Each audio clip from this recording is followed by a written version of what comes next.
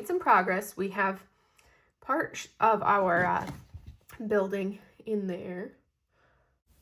All right. Hello, everybody. I know a little bit of a delayed start. This is Alyssa from Make Arts and Crafts, and welcome to another educational moment with me as we go over the Chinese Zodiac. So that's what we're going to talk about. Let me silence my phone so we don't get random notifications.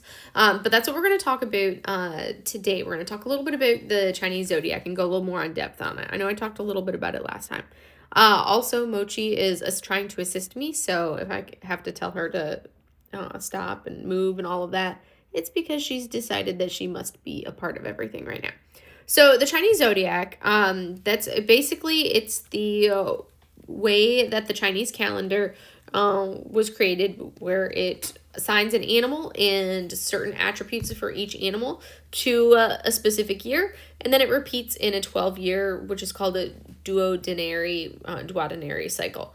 It's very important in traditional Chinese culture, and it's also a reflection of Chinese philosophy as well. So folklore holds that your personality is related very closely to the attributes of your zodiac animal, which is kind of like one of those interesting things. You'll also see this zodiac with its many different variations kind of throughout East Asian and Southeast Asian countries. You'll see it in Japan, South Korea, Vietnam, Singapore, Nepal, Bhutan, Cambodia, and Thailand. So it's not something that you see like exclusively with just China. There are some similarities to the Western zodiac in that you've got time divided into 12 parts, and the majority of those parts are labeled with animals. And you can basically attribute your personality or events in your life to your particular relationship to that particular cycle. What's also pretty cool about the Chinese Zodiac is these 12 zodiac animals in the cycle represent different years in China, but not just that, they're also thought to influence your personality, career, compatibility, marriage, and fortune. So there's two different kind of thoughts to the starting date for the zodiac year. One is the Chinese New Year or the start of spring. So basically, which is essentially what we've primarily talked about. There are a lot of different, like I talked a little bit about some of the myths surrounding the zodiac animals and how they were chosen. Some of them were chosen based on their status in society. One school of thought states, but I talked a little bit about those myths last time. But regardless, this dates back to the Han Dynasty, which the Han Dynasty is like 202 BC to 9 AD, and then 25 to 220 AD. So basically, a hot minute since we've had the Han Dynasty. So basically, to standardize the cycles and the years, different animals, the 12 different animals were put into a cyclical timekeeping system, which then, like I said, reflect personality traits of the broader society. So this created, you have our 12-year cycle, which I mentioned before, each one associated with a specific animal, and it's a year-long cycle. That's one of the interesting things, because a lot of them, you're going to find that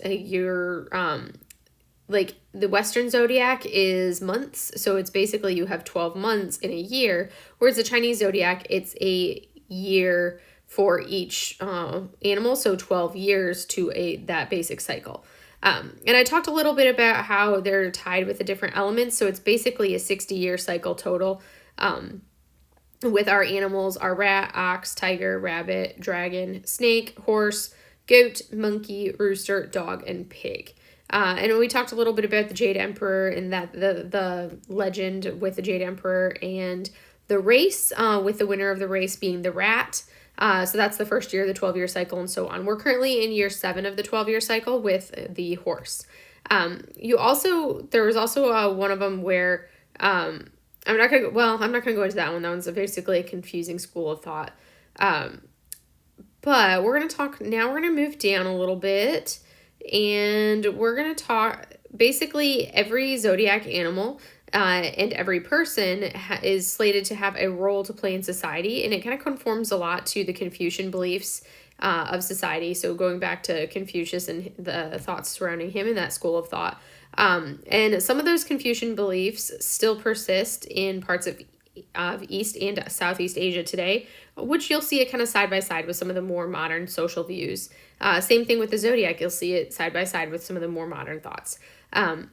So they basically, what's really interesting is that the animals assigned by each year are not considered the only animal signs. And the Western world kind of thinks of them as just the Chinese astrology, basically as the 12 years. But there are also animal signs assigned on a monthly basis. They're called your inner animals. And by day, they're called true animals, and hours called secret animals. So the Earth in total is all 12 signs, and it has 5 seasons. So it's kind of an interesting concept. It's more than just, okay, here's our animals, and here's what they are. So we're going to talk a little bit about, let me see. I feel like I'm missing something that I was reading earlier. I went through and prepped this, and now I'm like, oh my gosh, where did I go? I'm not going to go into the whole thing of there's a whole, if you really dive into it, it gets really confusing because you're talking about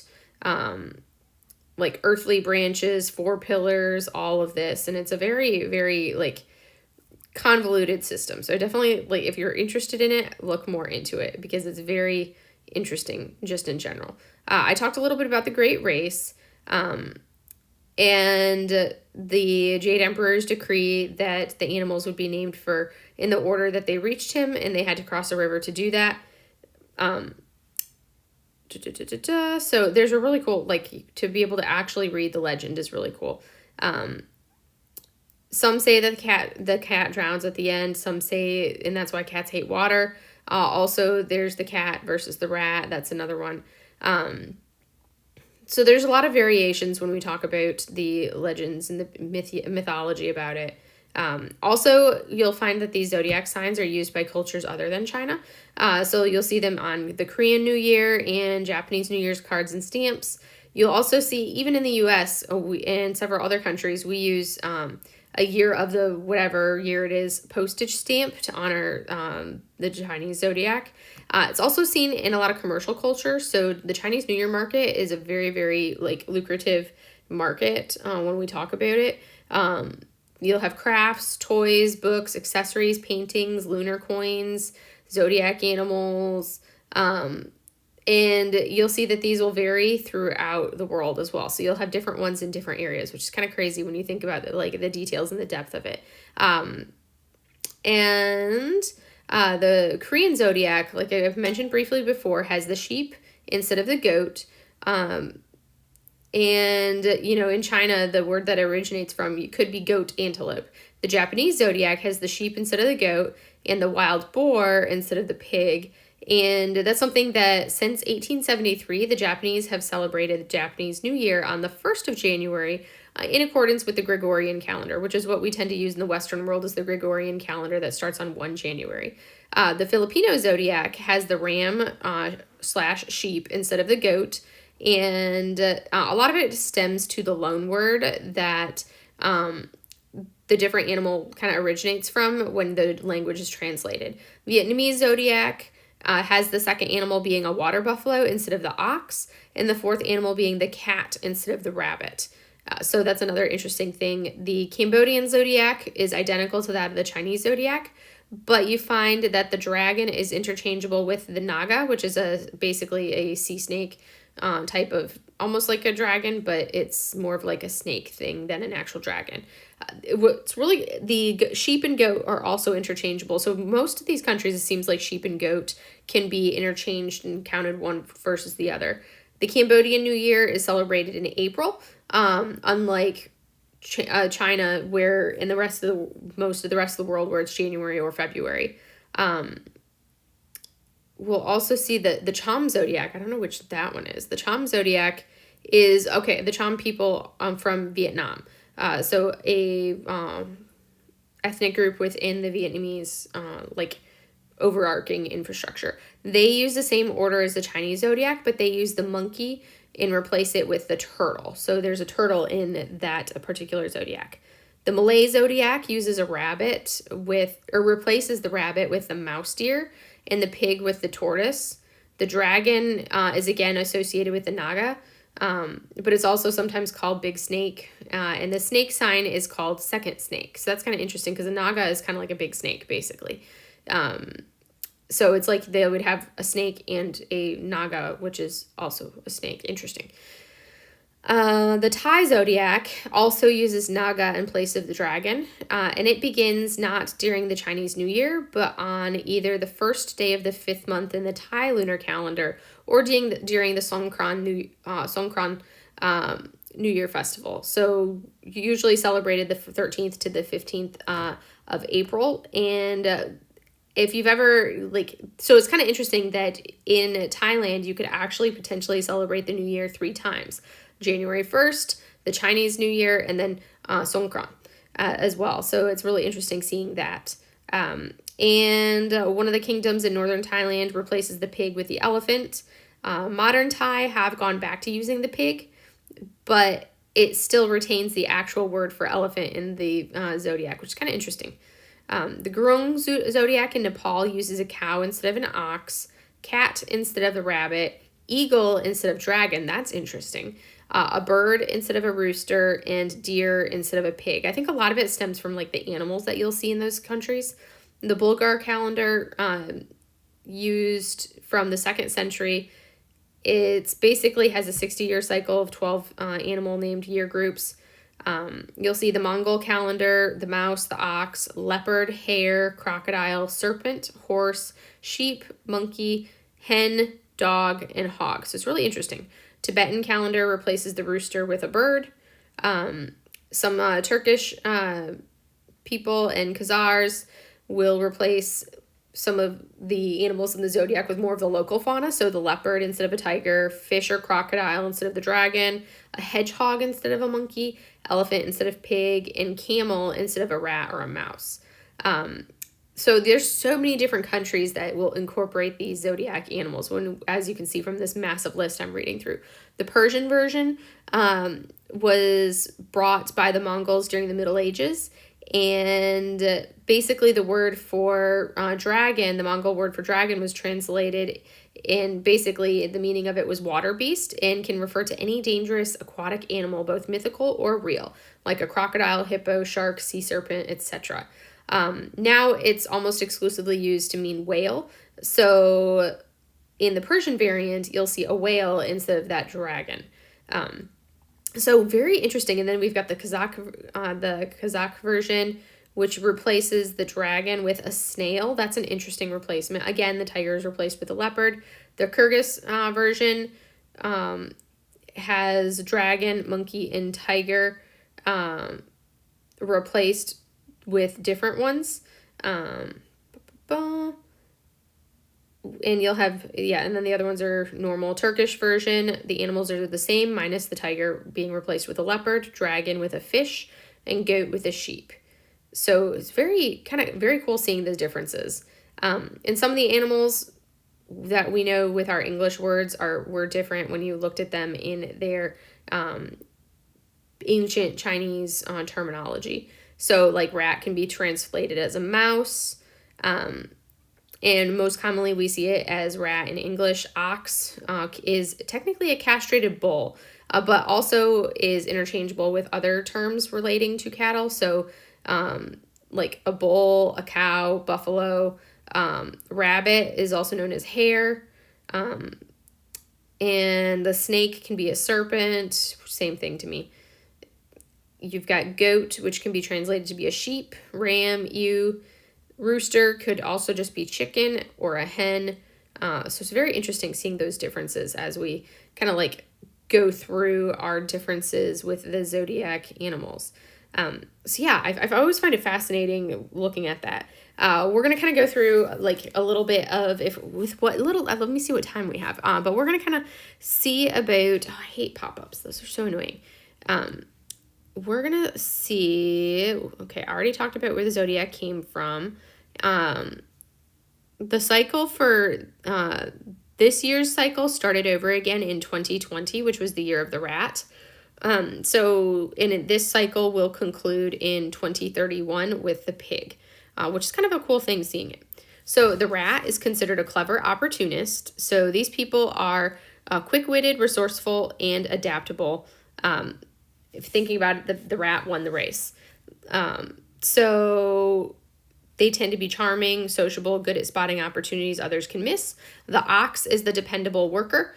Diligence, strength, and reliability are key attributes. People born in this year are known for being honest, methodical, and patient.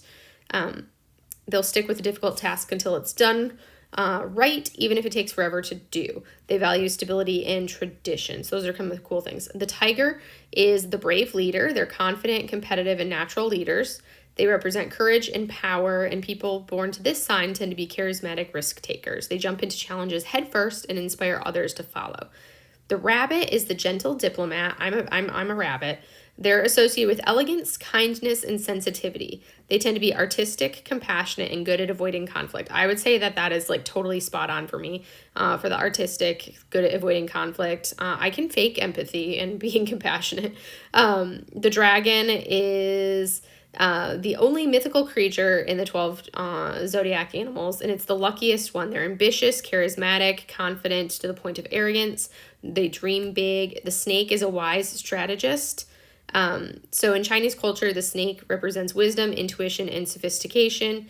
They're analytical, calm under pressure, and excellent at strategic thinking. The horse is the free spirit. This year is the year of the fire horse. These people are energetic, independent, love freedom, enthusiastic about new projects, but can get bored easily and move on to the next thing. The goat is the creative soul, sometimes called the sheep. They have creativity, gentleness, empathy. Kind of reminds me of the rabbit. They're artistic, compassionate, and prefer working in groups rather than alone. So I prefer working alone as a rabbit rather than working in a group. I don't know if that's a rabbit thing or just a me thing. Monkeys are entertaining innovators. They're witty, curious, and mischievous. I mean, that's what monkeys are, period. They represents intelligence and problem solving. They love learning new skills, playing pranks, and keeping life interesting. The rooster is a confident perfectionist. They're observant, hardworking, and brutally honest. These people notice details others miss and aren't afraid to speak their minds. The dog is the loyal friend. I mean, it's a dog. They represent loyalty, honesty, and justice in the 12 animals. They're trustworthy, straightforward, and protective of the people they care about. The pig is the generous optimist. That's the final animal, and they are a symbol of wealth, honesty, and good fortune. These people are generous, optimistic, and enjoy life's pleasures. They're genuine, hate conflict, and tend to see the best in everyone. And you can go super in depth and look at like compatibility when comparing yourself to like another one. So it's really interesting seeing those variations and differences there. So yeah, I find it fascinating for all of that. So that basically concludes our chat about the zodiac animals. I know I went very cursory for it. I did go a little bit more in depth over the zodiac in general than I did last time.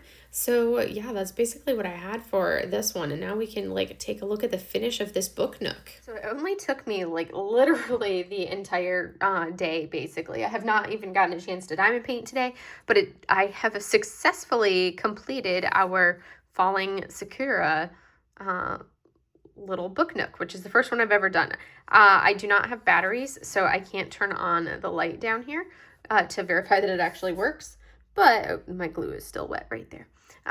But it is officially done. So that was a lot of work. My thumbs are super sore from all like the pushing to get stuff done, but I really like how it turned out. I think that looked fantastic. Now I have to attempt, my bookshelves are kind of like overflowy, and none of the books can be sacrificed because they're all like books I absolutely love and cannot live without.